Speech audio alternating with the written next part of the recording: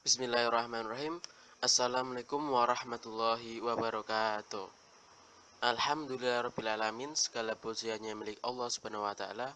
Allahumma salli ala sayyidina Muhammad wa ala ali sayyidina Muhammad. Salawat serta salam semoga selalu tercurah kepada beliau, baginda Nabi besar Muhammad sallallahu alaihi wasallam. Nah, baik pemirsa-pemirsa yang bisa menyaksikan video dari presentasi kelompok 9 ini, yang saya hormati juga kepada beliau Al-Mukarram Al-Alim Al-Alama, beliau Bapak Dosen Danu Ari Setiawan SSY MH yang saya hormati, dan kepada seluruh pemirsa-pemirsa yang dapat menyaksikan video ini tanpa terkecuali, yaitu kelas 5F. Baik, kami dari kelompok 5 ingin menampilkan video presentasi tentang makalah yang berjudul putusnya perkawinan. Baik, kami dari beberapa anggota. Yang pertama, saya sendiri, Sabto Priyo Utomo, NIM 100, dan pemateri yang kedua yaitu Amash Tasya Nur Solihah, NIM 176, dan Saudari Fadilah Yumna Azizah, NIM 207, dan yang terakhir adalah Saudara Rodianto, NIM 209. Baik, apa saja yang kami presentasikan dalam video ini berkaitan dengan bab putusnya perkawinan. Sesuatu perkawinan dapat putus dan berakhir karena berbagai hal. Putusan ikatan berarti salah seorang di antara keduanya bisa saja meninggal dunia, antara pria dengan wanita sudah bercerai, dan salah seorang di antara keduanya pergi ke tempat yang jauh kemudian tidak ada berita sehingga pengadilan menganggap bahwa yang bersangkutan sudah meninggal. Berdasarkan semua itu, dapat berarti ikatan perkawinan suami istri sudah putus dan atau bercerai antara seorang pria dengan seorang wanita yang diikat oleh sebuah tali perkawinan. Secara sederhana,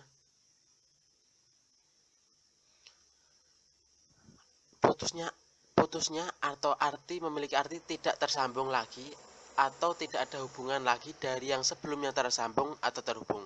Dalam konteks perkawinan, maka putusnya perkawinan adalah istilah hukum yang digunakan dalam undang-undang perkawinan untuk menjelaskan sebuah perceraian atau berakhirnya hubungan perkawinan antara seorang laki-laki dengan perempuan yang masih hidup sebagai suami istri. Untuk maksud perceraian itu secara fikih menggunakan istilah furhah. Tidak dapat dipungkiri bahwa untuk mempertahankan suatu mahlika perkawinan yang sesuai dengan tujuan perkawinan dan ketentuan pergaulan suami istri seperti yang diharapkan oleh agama Islam itu tidak mudah. Sebab di dalam rumah tangga ada banyak terjadi cobaan dan rintangan laksana perahu yang dihadang oleh berbagai gelombang ombak di lautan.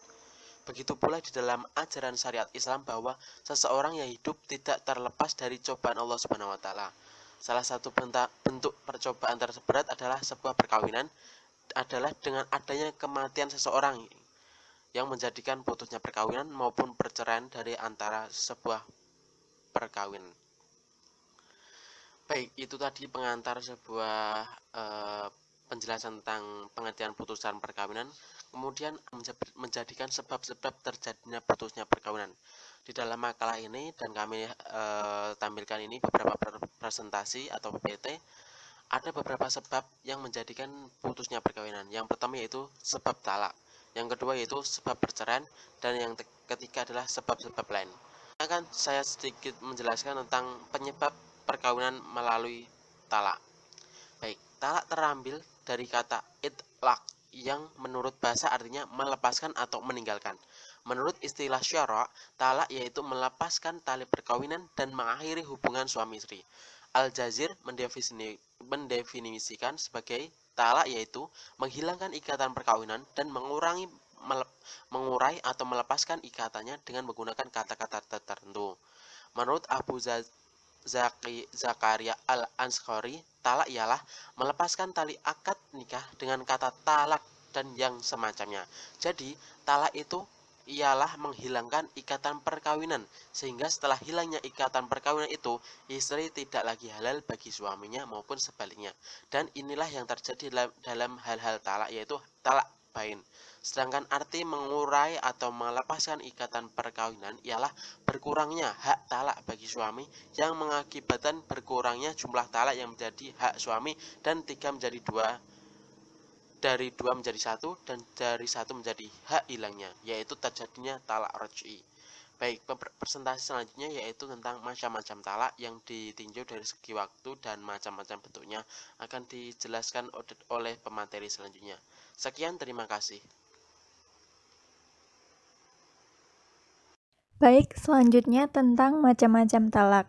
Ditinjau dari segi waktu dijatuhkannya talak itu, maka talak dibagi menjadi 3 macam. Yang pertama adalah talak sunni.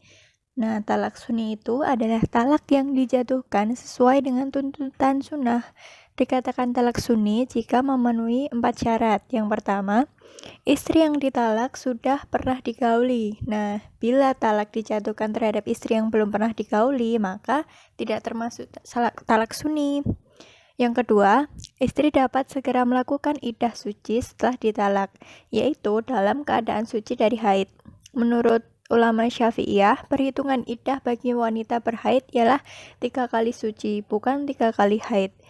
Talak terhadap istri yang telah lepas haid atau menopause, atau belum pernah haid atau sedang hamil, atau talak karena suami meminta tebusan atau khuluk, atau ketika istri dalam haid, semuanya tidak termasuk talak sunni. Yang ketiga, talak itu dijatuhkan ketika istri dalam keadaan suci, baik di permulaan, di pertengahan, maupun di akhir suci, kendati beberapa saat lalu datang haid. Yang keempat, suami tidak pernah menggauli istri selama masa suci, di mana talak itu dijatuhkan. Talak yang dijatuhkan oleh suami ketika istri dalam keadaan suci dari haid tetapi pernah digauli, tidak termasuk talak sunni. Nah, yang kedua ada talak bid'i, yaitu talak yang dijatuhkan tidak sesuai atau bertentangan dengan tuntutan sunnah.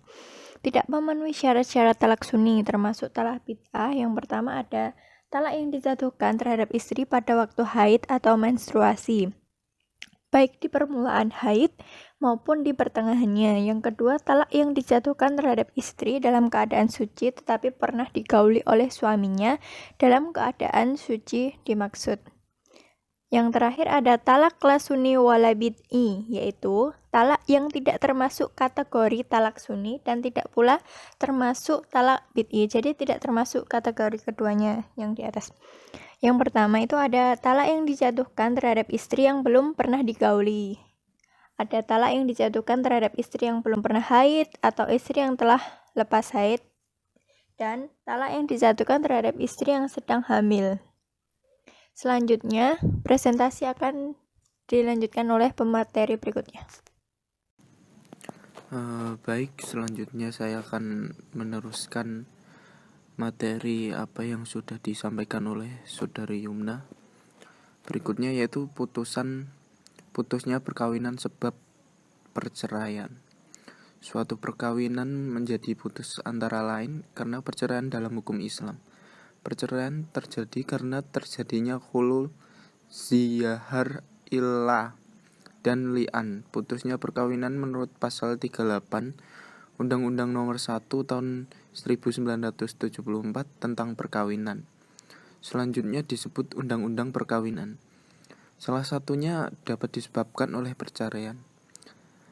Dalam hukum Indonesia dibedakan cara mengajukan cerai bagi yang beragama Islam. Gugatan cerai diajukan oleh istri, permohonan talak diajukan oleh suami. Sedangkan bagi yang beragama selain Islam, gugatan cerai baik oleh pihak istri maupun suami, yaitu dengan cara diajukan ke pengadilan negeri.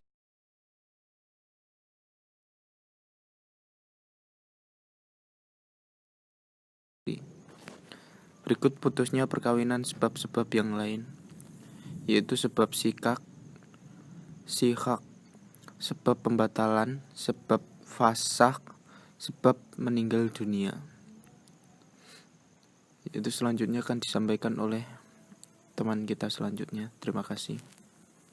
Ini adalah mengenai putusnya perkawinan. Undang-Undang Nomor 1 Tahun 1974 Bab 8 Pasal 38 dikenai adanya 3 macam cara putusnya perkawinan, yaitu kematian, perceraian, dan keputusan pengadilan.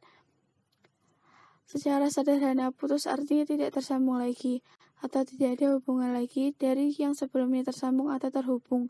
Dalam konteks perkawinan, maka putusnya perkawinan adalah istilah hukum yang digunakan dalam undang-undang perkawinan untuk menjelaskan perceraian atau berakhirnya hubungan perkawinan antara seorang laki-laki dengan perempuan yang selama ini hidup sebagai suami istri. Untuk maksud perceraian itu, fikih menggunakan istilah furqah. Demikian presentasi dari kami. Bila ada salah, kami mohon maaf. Wassalamualaikum warahmatullahi wabarakatuh.